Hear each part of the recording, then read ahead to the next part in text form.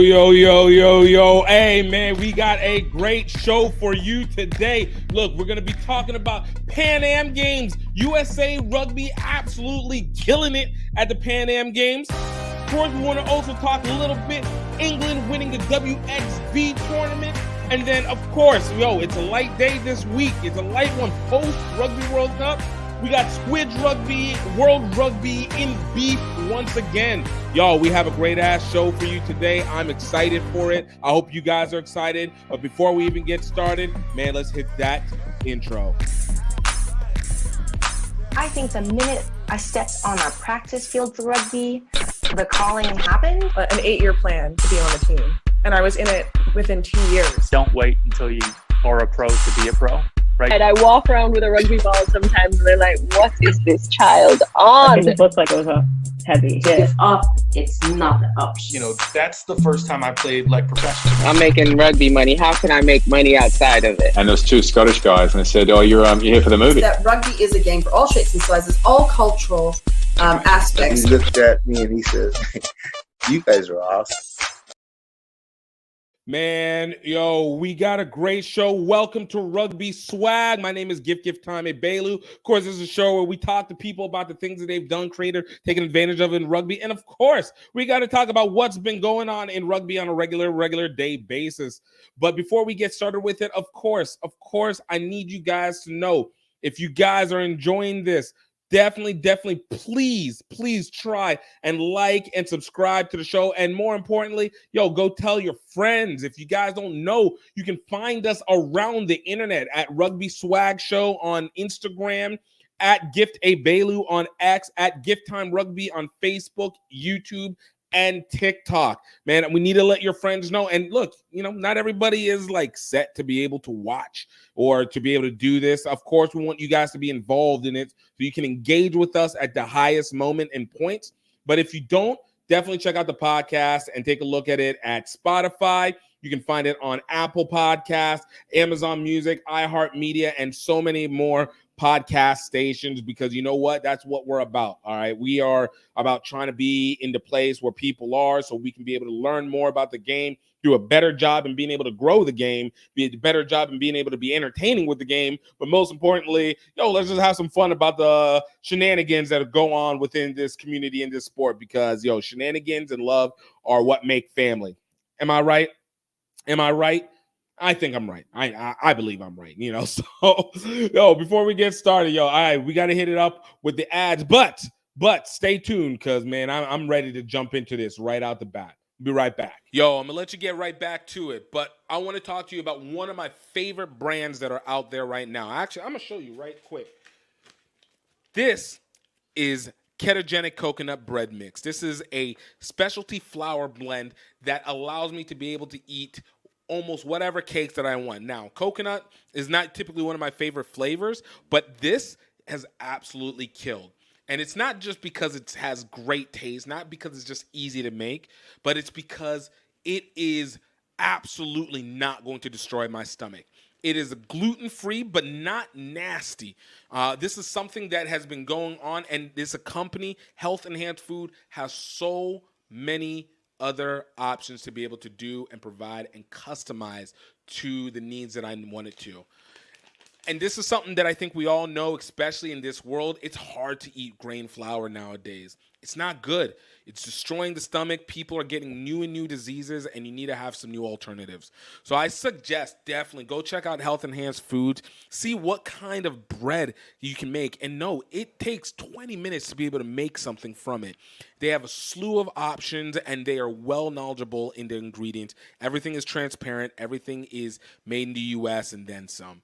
So in the meantime, if you guys could support the show and go to Health Enhanced Food, and you can use coupon code RugbySwag to be able to get 10% off your first purchase order. That's Rugby Swag.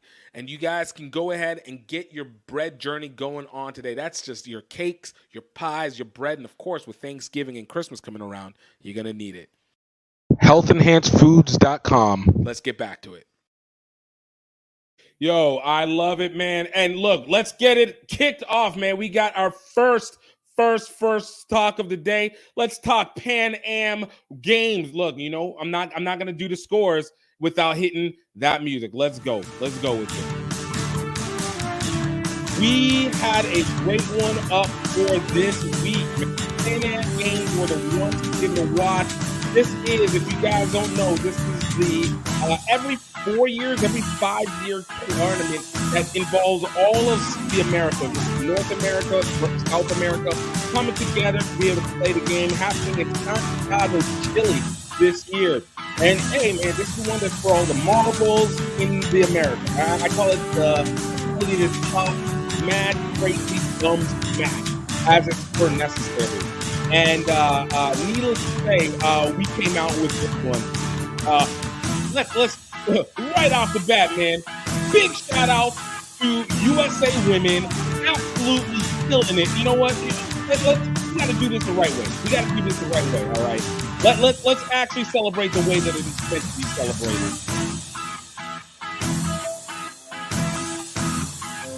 Wait, hold on. Dad got me.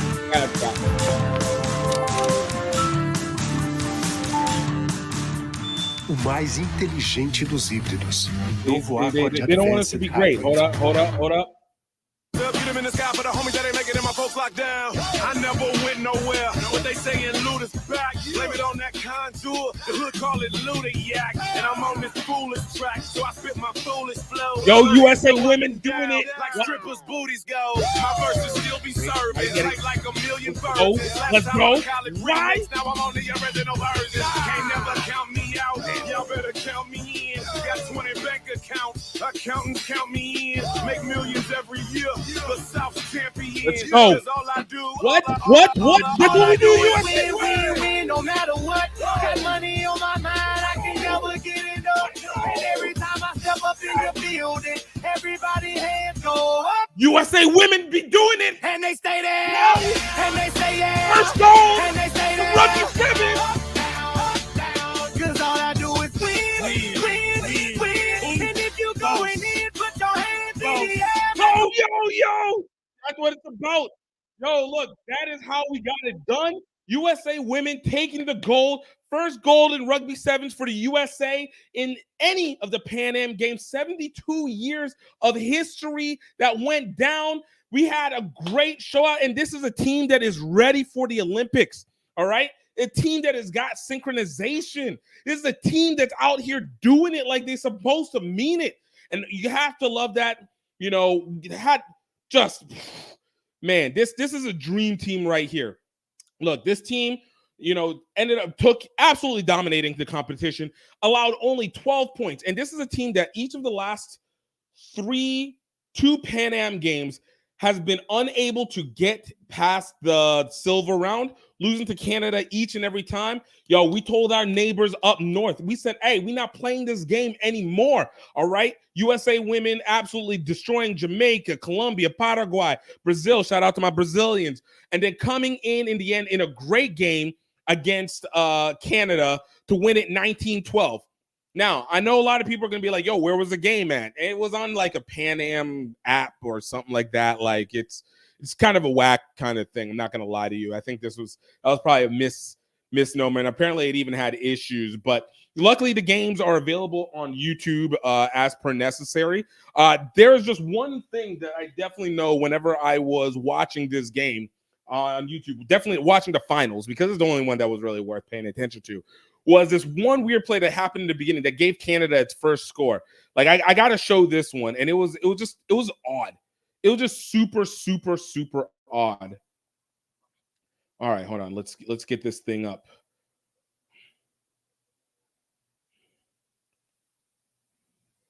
All right, check this out, y'all.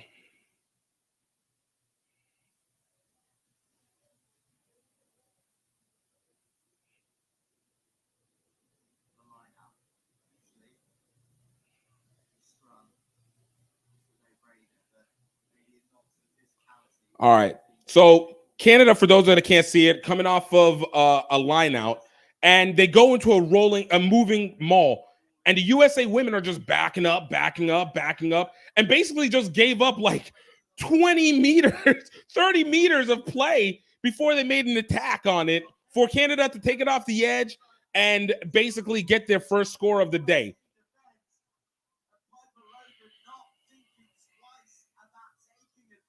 It was seriously the weirdest play I've ever seen in terms of a competition. Because it was like, what's going on right now? What are we doing right here? And apparently the explanation for it, and you guys can, like I said, you can check it out on either whenever you look at the game, if you look at the podcast back, or whenever you get a chance to look it up online. But apparently what it was is that the USA women were providing the space for the maul because according to the explanation the commentator gave, they would have had an opportunity to actually not have to set the line of offsides and could have come from the side to take out the scrum half, because technically the ball would have been in play by this standard. But unfortunately, it seems like they remembered the rule of giving space to be able to provide to go make the attack from the side, but they forgot to go attack from the side. Like, I'm going to show it like one more time just to be able to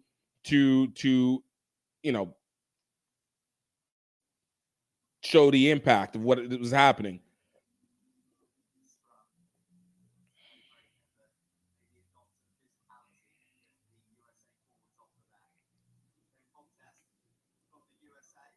It's super weird.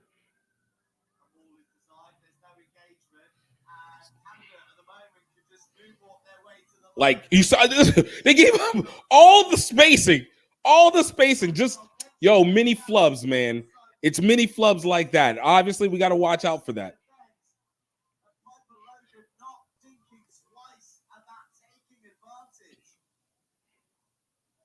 Weirdest freaking thing ever.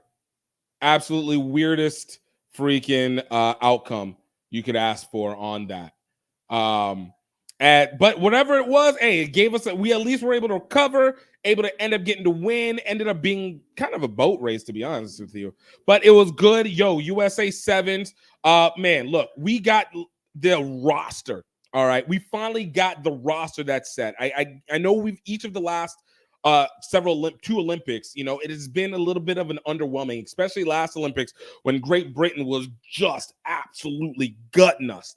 But this team is something special. Obviously, we got the great leaders, the Cheddar Embers, the Ileana Mars, Nicole Haverland. Like, we got a set team. Nia Tapper captaining again.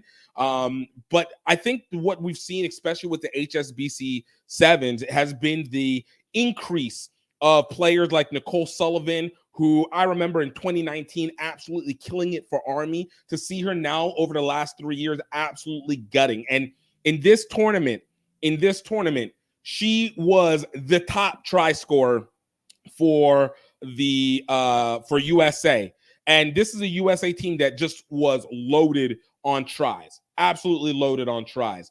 But the mixture at wing of Kate Sullivan and Nia Tapper, man, if we get Chris Thomas back after injuries, like, that is a backfield, a wing backfield with the substitution that absolutely will not be stopped. And I think it's the first time that we've had a completely dynamic set of players that can actually break it away over the long haul with it, because this women's team has absolutely trained themselves in Ariana Ramsey, absolutely. And then, of course, newbie Alexandria Cedric really coming in on their own. And that speed that I don't think we will have seen as collective speed in that as we saw since the 2017 Rugby World Cup. What we'll see for the Olympics, I think, is going to be something that we can really take home with us. So this women's team, even though it's South America might not be the strongest area, but you need to be able to win at home first if you're not, to be able to make sure that you win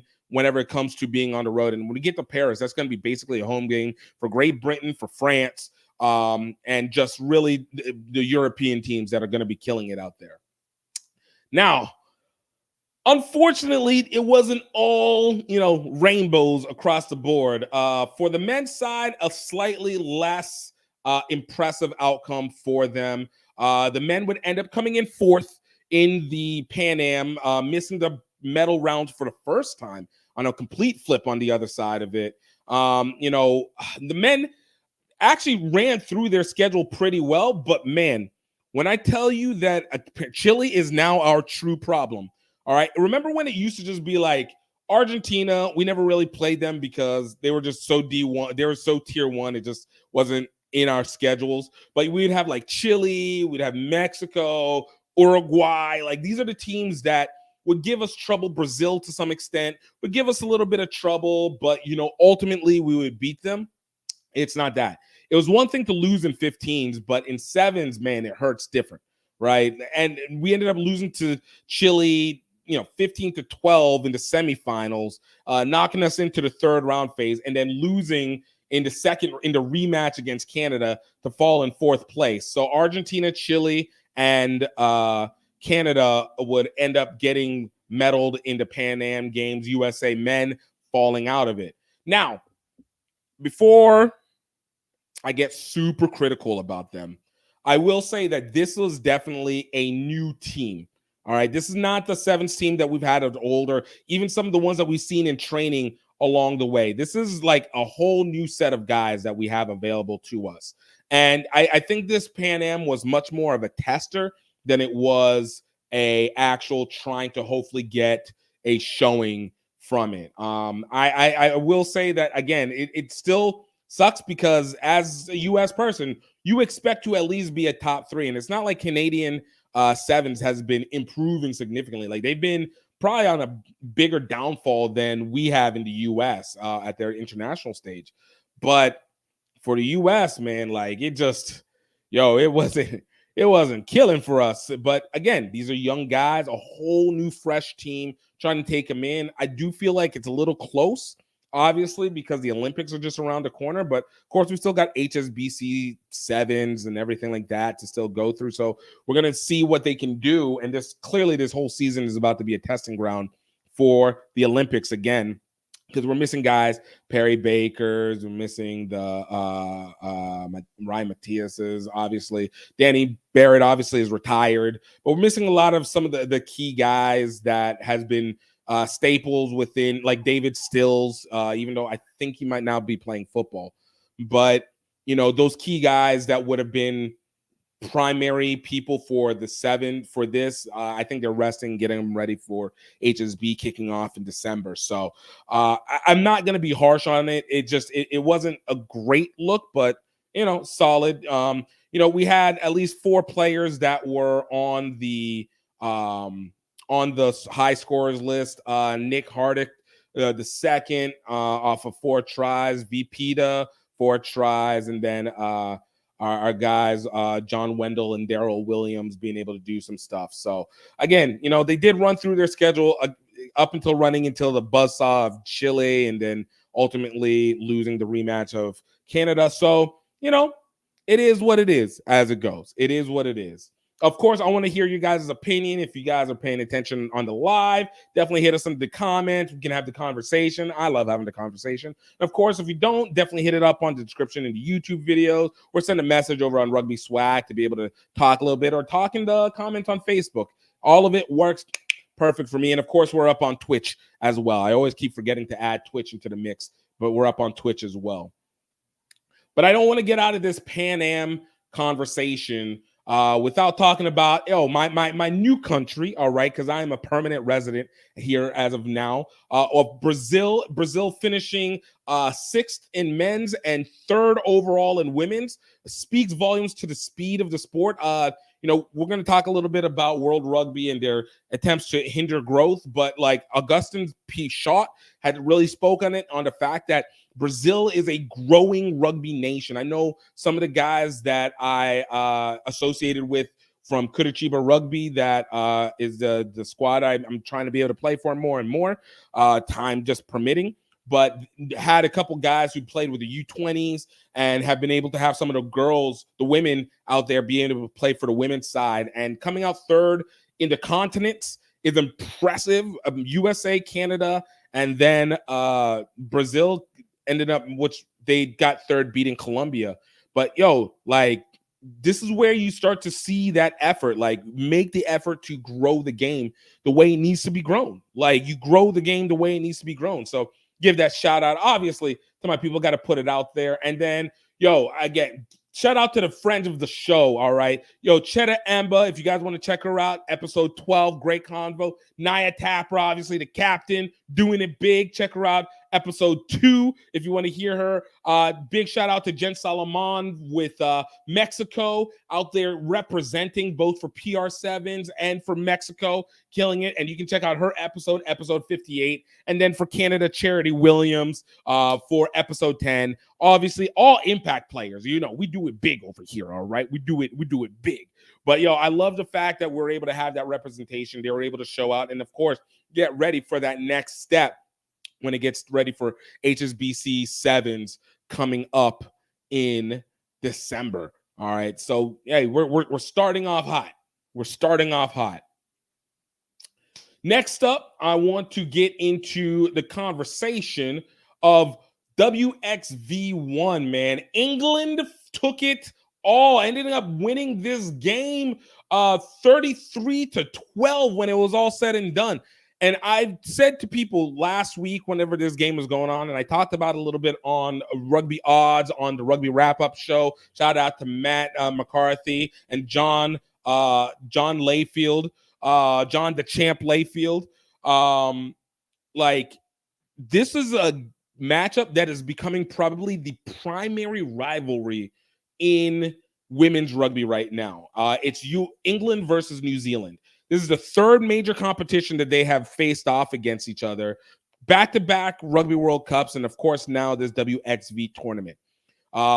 This one, I did actually think that it would end up being a closer game simply because of the fact that I really assumed that England was going to come out on this one. I thought New Zealand would come out on this one.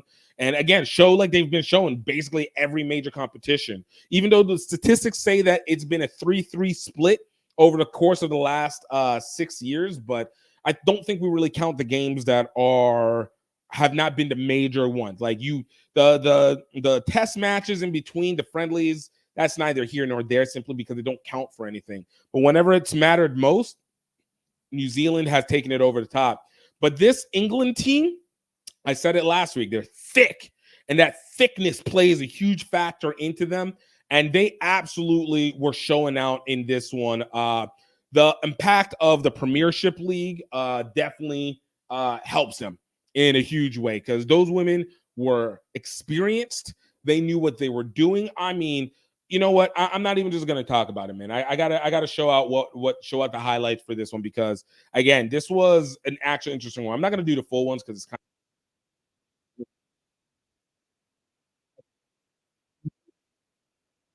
look.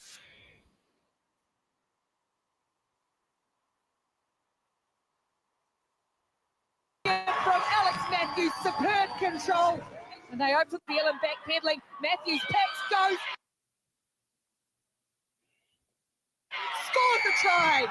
Brilliant from Alex Matthews, superb control, and they open the scoring for England through Matthews. Like, the forwards for England are nuts. New Zealand's all right, well. Now absolutely it's nuts. Forward. Now it's charging forward over the line. They crash. Try scored, and then they start moving, driving forward, almost unstoppable. And it's like Atkins Davis. Like, I think that these England women came in with a chip on their shoulders, knowing that they've lost so much in these big matches. Centimeters short. They're coming again. New Zealand camped on this line. Bodies underneath it once more. England will dig it out again. They keep plugging away to the right. Hunt, Byrne, too easy. Because Byrne was lined up nice and early. She saw it. She screamed for that ball from Natasha Hunt. Young midfielder, Aitchison rolls a little kick for Kildun. What a pickup. Now this chick, in the corner. Ellie Kildun, this woman here, I think, even though she didn't make the scores, this woman is a star in the making. And I'm going to talk a little bit about her a little bit later on. But I think it's something to be mentioned. All right, I think we got enough of this.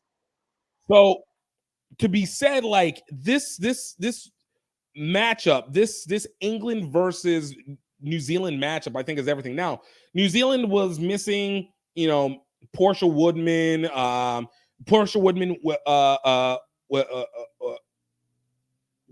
Wickley.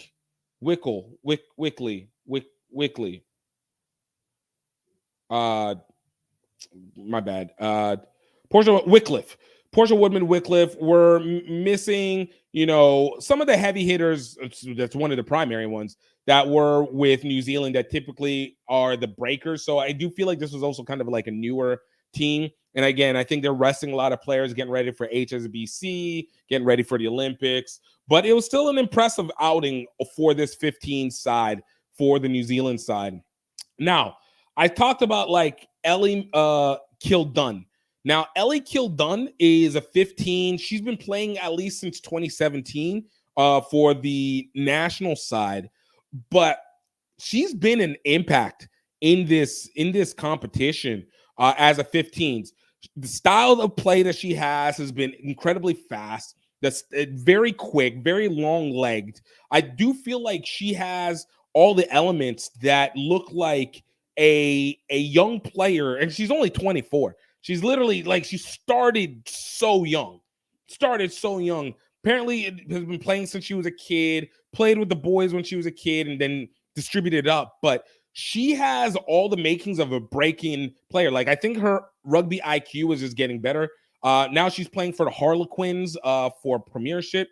But that player right there, watch her over the course of the next 5 years. And I think we need to be particularly careful of her when it comes to the Olympics for tomorrow, because she does sevens as well for next year, because she does sevens as well. And look for her in Rugby World Cup, because she also did it during Rugby World Cup 2020, 2021, 2022 as well. So this one, this is one to be able to watch for. So that's all I got to say.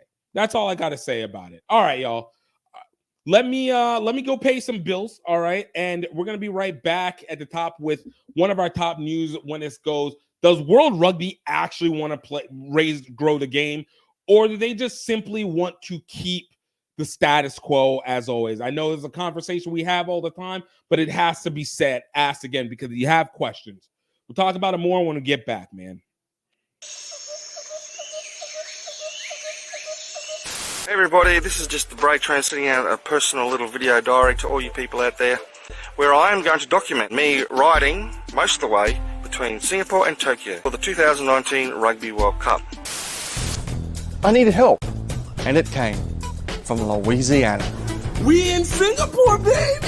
Gift from Gift Time Rugby USA is a extroverted tour de force. But what unites us is a hunger for adventure. Off to KL, Kuala Lumpur. Woo! Yeah! Woo! Gift, where are we? We're in Morning, Vietnam! Mount Fuji, baby! Our love of Asian rugby culture. 1, 2, 3, center! Yeah!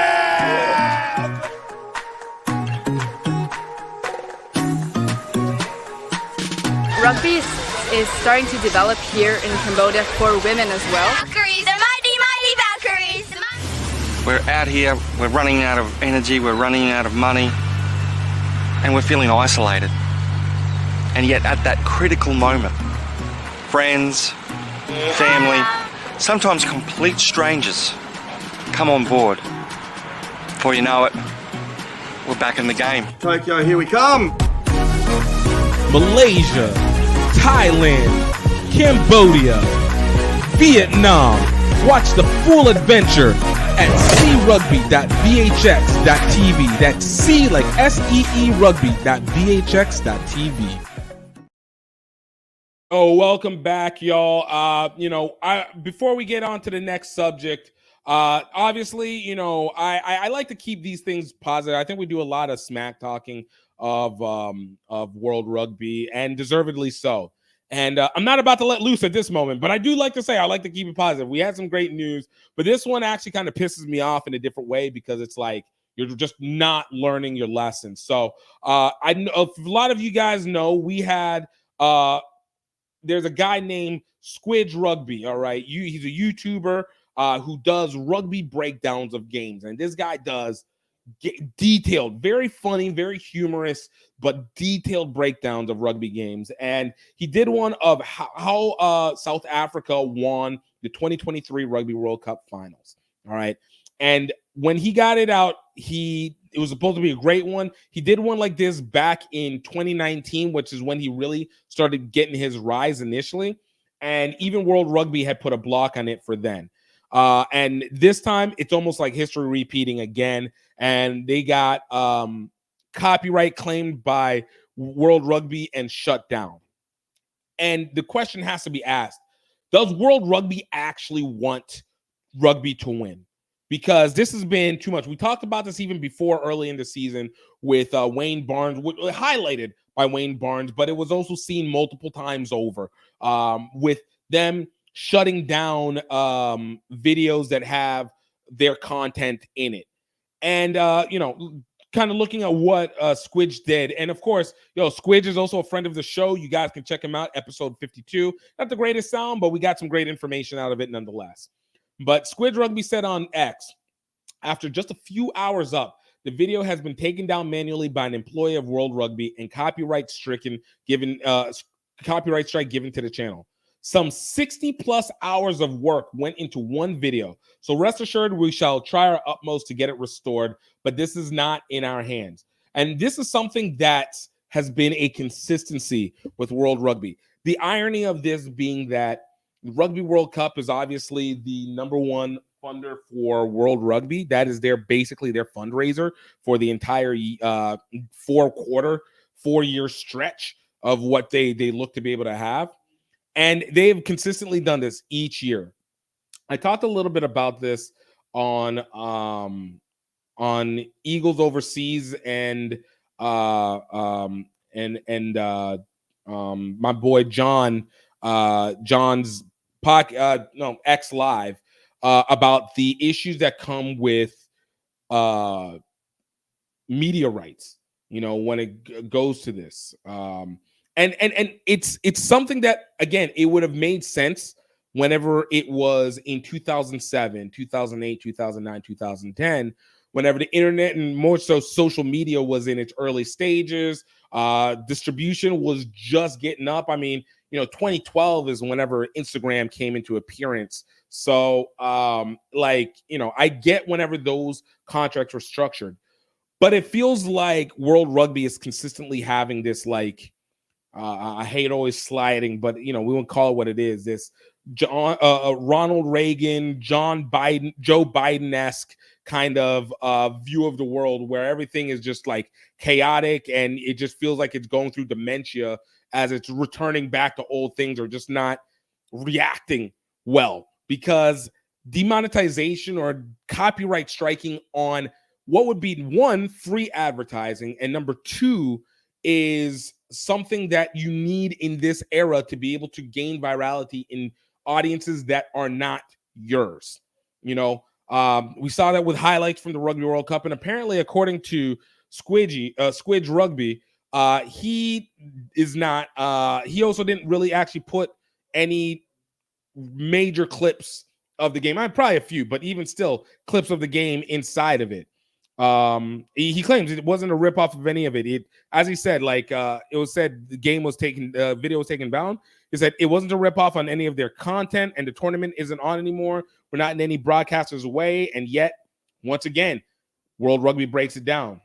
Now, Squidge Rugby, also known Robbie Owens, if you guys don't know, has been doing a phenomenal job. He's arguably probably one of the biggest independent rugby content creators in the world right now. In terms of consistency of video, I think in terms of an influencer, Ilyona Mar definitely takes the cake as number one with 1.1 million TikTok followers. But Squidge has probably had the most views in terms of an individual non-major corporate entity in for the over probably the last 6 years, easily. 6 years easily. So for World Rugby, who they had this issue in 2019, had the discussion in 2019, allowed him to finally be able to promote their Rugby World Cup and be able to do these breakdown videos the way it needs to be. It makes no sense for it to return. And there's going to be some people that would make the argument that, it's the broadcasters, you pay money for the games. They should have the footage and be able to do what they want. Well, that would make sense if it wasn't also in the benefactor of the broadcasters themselves to be able to have these games promoted online in their respective ways. Now, if this was like streaming the full game itself, then yeah, you have an argument for it. But it's not. This is a situation where you have an old team, an old program utilizing old contracts in a way that actually limits the growth of the game, but more importantly, limits the financial possibilities of the game itself. So out here, while they took a little bit of time to sprinkle some stuff on TikTok for a second to be like, okay, let's do that. Obviously, with the Women's Six Nation being the main sponsor, TikTok being the main sponsor for the Women's Six Nation, you know, they sprinkled a little bit on there, but they're missing the bigger picture when it comes to how you create memes, how you create virality, how you create conversation, is whenever you have these kind of entities. And Squidge is just another example of a big one. Now, I'm almost certain that probably in the next few days, World Rugby is going to come to their senses and they're going to lift the copyright claim and allow the video to be shown. But the problem is their system is going to consistently keep running into this over and over and over again. And I don't think they continue to, either they don't know or they don't care about how that's actually impacting everything. And even with the initial highlight rights, and I remember dealing with this back in 2019 and even dealing with it on a slightly smaller scale for some USA games back in 2017 when I think it was Argentina versus USA in 2017. And we had shots of the game and we ended up putting a highlight out first, but it wasn't like a highlight. It was just like clips of the game, but there was nothing behind it. It wasn't showing scores. It was just running plays, and they got super pissed off at us. But, you know, they didn't lose anything. Like, they didn't lose any more money. The main highlight still came out, did better than what we had, but it was just like, yo, you guys don't, you know, at the time I can slightly accept it because of media distribution deals, but after 2019 and definitely after 2020, no. And I know probably these contracts for like Sky, for NBC Peacock, for NBC Comcast at the time, now going on to Peacock, when they made this initial deal, NBC bought the rights to the Rugby World Cups in, I want to say 2009 or 2011, one of those. And I can see that those contract rights are probably still in place.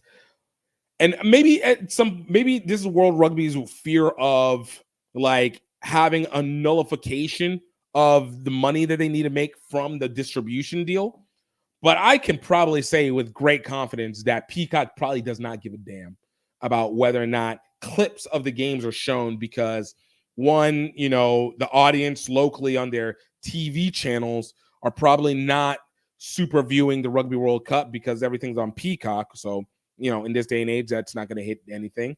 And then on the other side of it, it's like Peacock, NBC Peacock know, especially in this age where cable is now dropped, they need to have new distribution sources so they can actually ramp up ad revenue for hopefully interested viewers coming to the main platform to be able to check stuff out. And the other addition is to be able to access the new generation of kids. When they made these initial contracts, which I think goes through at least 2031 for the US with NBC Peacock, or 2035, something like that. Like, you didn't have,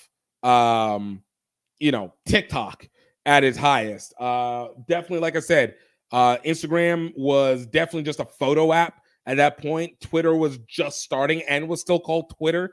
Facebook was the primary element, and that was just newly being revamped into everybody. It was only maybe like 2 to 4 years that everybody was able to use it and not just college students. So nobody was taking the social media as an aspect. But post 2016 and definitely 2020, new game. So, if World Rugby is that afraid of negating their own contract, they need to go back to the table and at least reintegrate that so that social media clips are not something that they have to keep watching on out of fear that they're not going to make distributor money off of it. And ironically, if you don't feel like you have enough leverage to be able to do distribution deals, you probably need to get more viewership and awareness on social media so that your viewership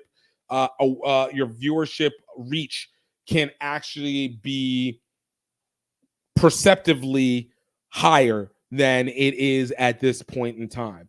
Because definitely into 2017, for the Women's Rugby World Cup, they clearly don't give a damn.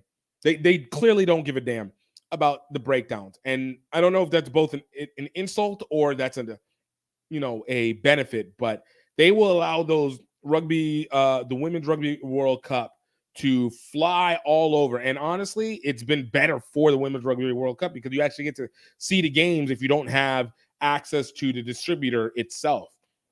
But World Rugby you messing up on this one. You're messing up so hard on this one. And I think that once again, it's financially crippling the game, financially crippling World Rugby, and ultimately cripples the reach levels of these teams. You have this amazing game, this amazing outcome, and do it. And you have people who are promoting you for free that are now being hindered, and it doesn't incentivize more people to want to create content that would assist in your respective games. And now what you're doing now is getting locked up in the cause that you have to, make more games out of nowhere to be able to create more product so that there is more things that you can sell so you can make your money back. Like, you working so hard for nothing. So that's my thoughts on all of this. Let me know what you guys think. If you guys have any opinions on it. Do you feel, I think a lot of us already have the assumption that this is really, really, really stupid for the game. Like, it's genuinely very, very stupid. But I want to know what your thoughts are in how you feel like World Rugby should solve this element as well. Because if they're going to consistently do this over and over again, they're going to put themselves into a lot. How do you feel like they can get out of this wave a little bit more and make sure that they are absolutely, doing the right thing for their audience, for their partners, but more importantly, for a new generation?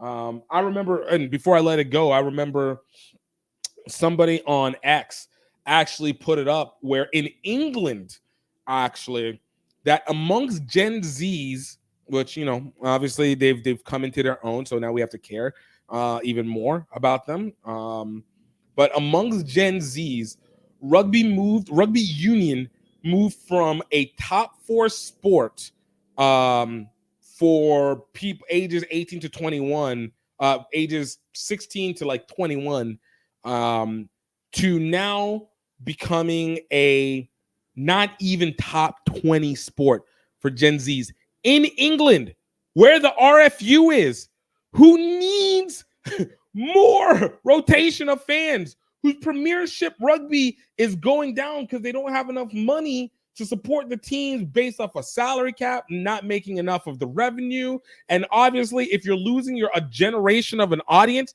that's not even playing, rugby league, mind you, is still up there. It's, I think, number 17, dropping down from 6, but it's still on the top 20 list.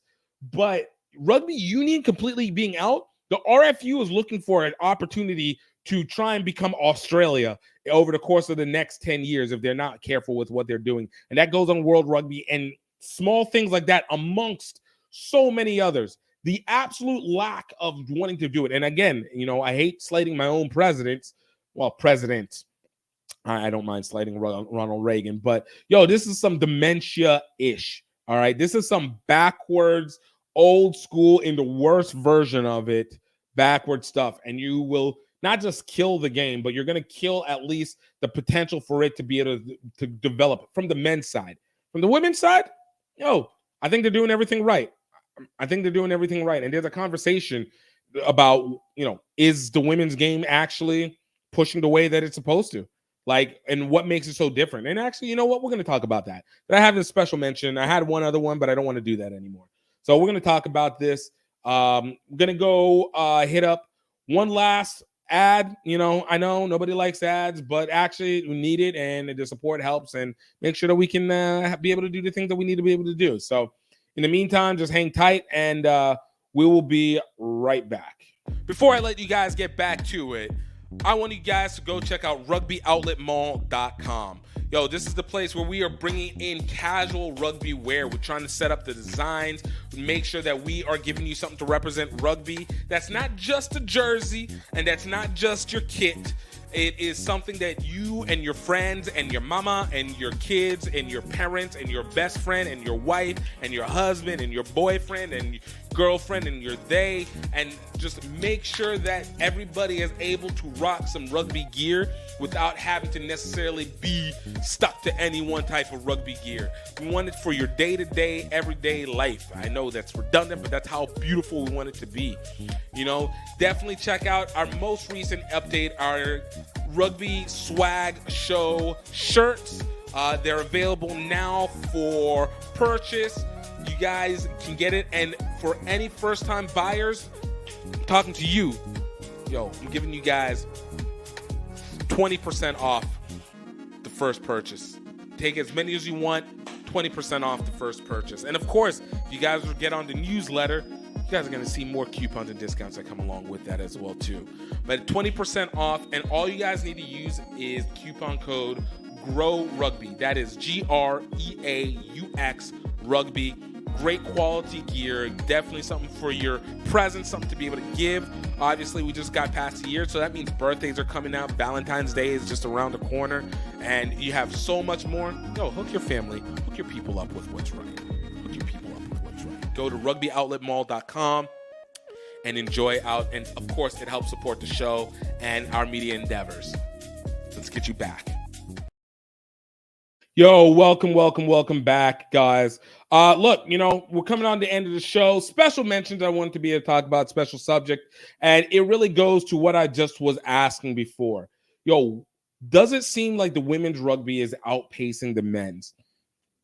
For me, I think there is a clear argument that in the place where women's rugby is right now, is it will far surpass what the men's have been able to do at this point. Now, mind you, I don't think it'll be necessarily get to the level where the men's is in terms of its total numbers, just because of time.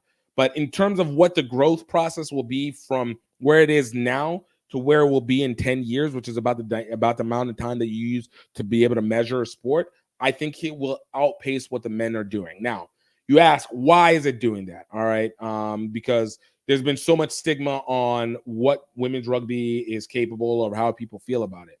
Well, I mean, look, let's kind of look at the evidence that's been presented around with us.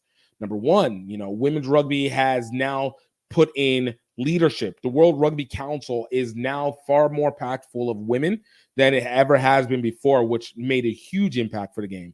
But more importantly, it's younger women.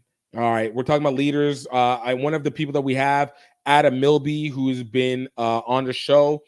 She was the first woman to be on the Rugby Women's on the World Rugby Council. You're talking about a person in their late 30s, early 40s at best, really mid to late 30s. You know, this is a younger mindset. They've been closer to the game, but has experience. And you have a slew of women, Kesha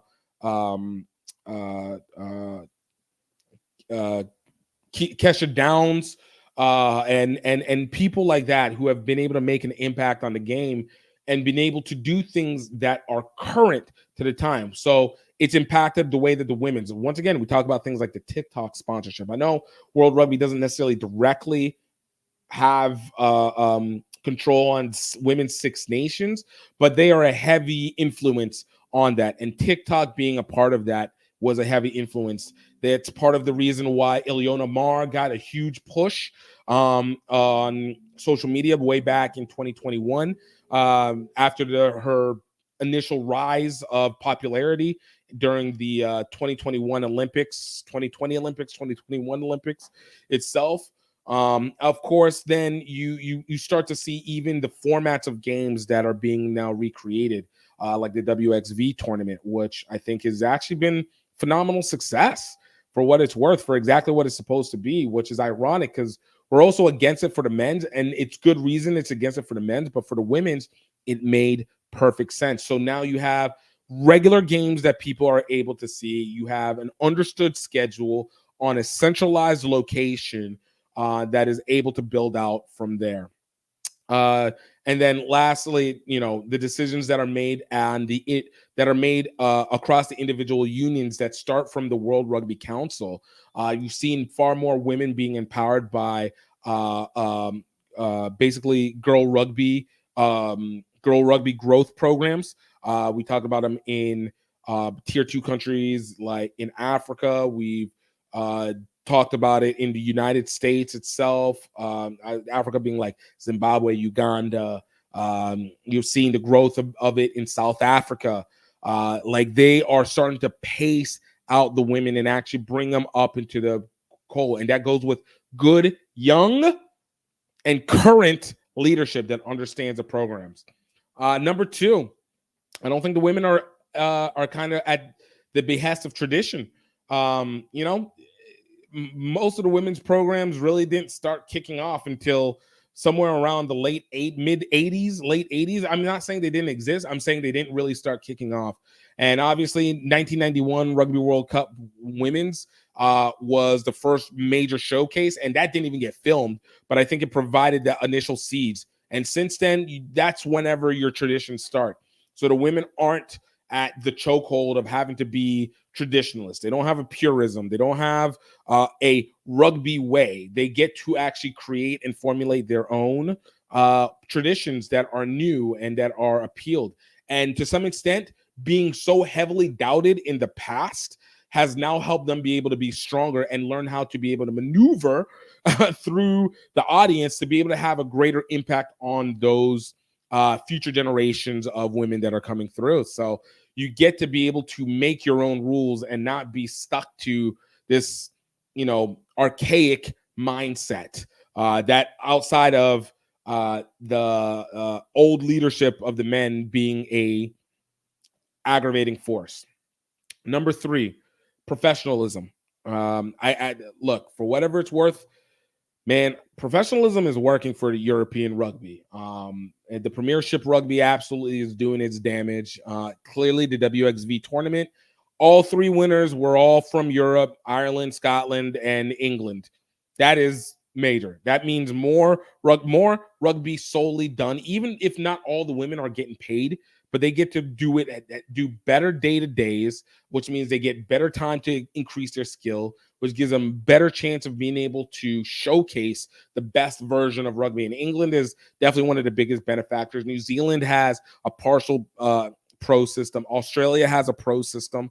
So it's like, well, at least from the international, they're professionals internationally, but they have a professional setup in some way, shape, or form where players can concentrate primarily on this craft.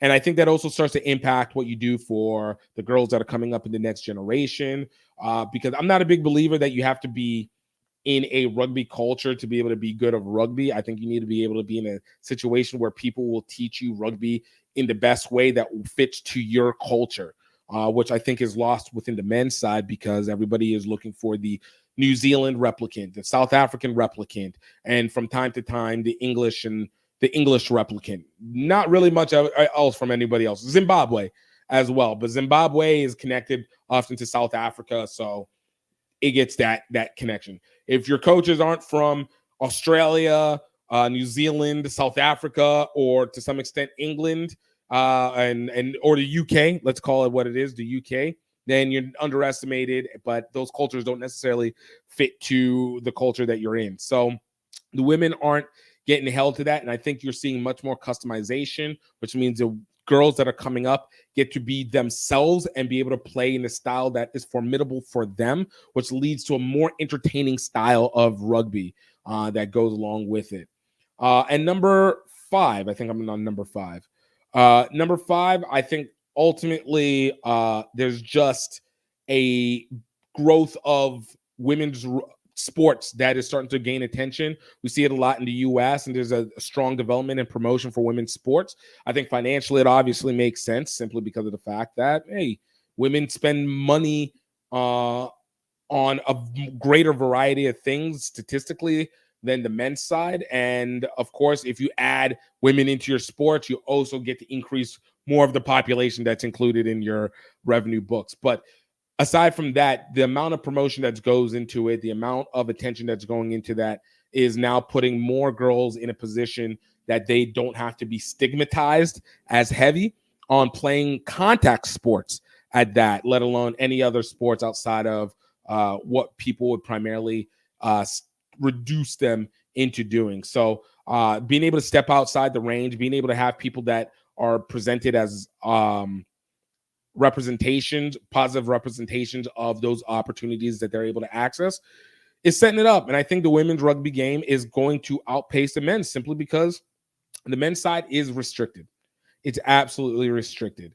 It's restricted and also ironically also saturated to some extent. And if you are not able to add more growth or more population into it, that saturation is just going to reach levels that people aren't even going to watch the games because they're like, either I could have played or I got tired of playing or I felt politically like the game was going to hold me back.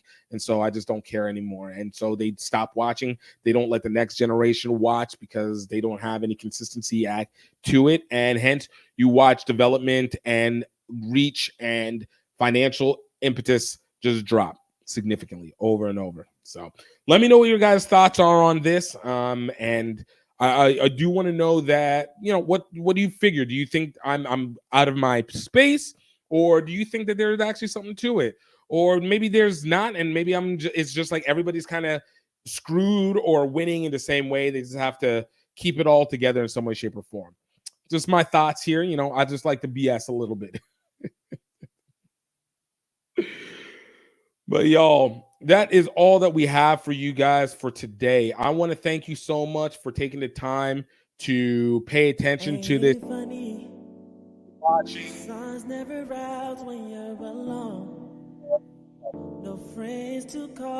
to that effect, you know, that we're able to get this going on the way that it needs to. But y'all, I want to let you know that you guys please absolutely check out some of our past episodes or some of our interviews, trying to get more of these ones going on. It's a little bit tough to be able to pick people that we want to feel that's going to add to the show, not just anybody. But we're going to get there. Obviously, Christmas and Thanksgiving is coming up, so you have a little bit of time to kill and listen if you're not watching games or you're not wanting to feel like hanging out with family in the moment. But in the meantime, yo, definitely check us out on social media. Definitely like and subscribe to us on YouTube, and like us and follow us on social media on our podcast.